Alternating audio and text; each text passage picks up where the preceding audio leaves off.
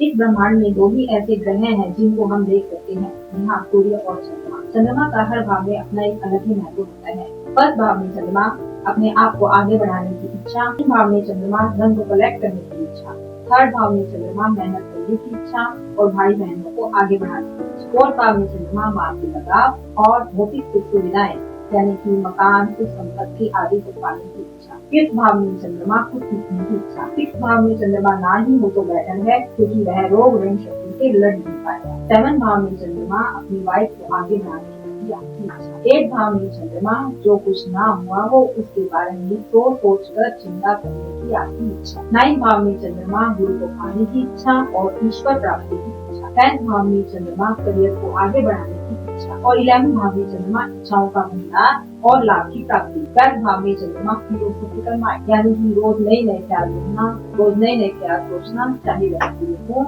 या ना।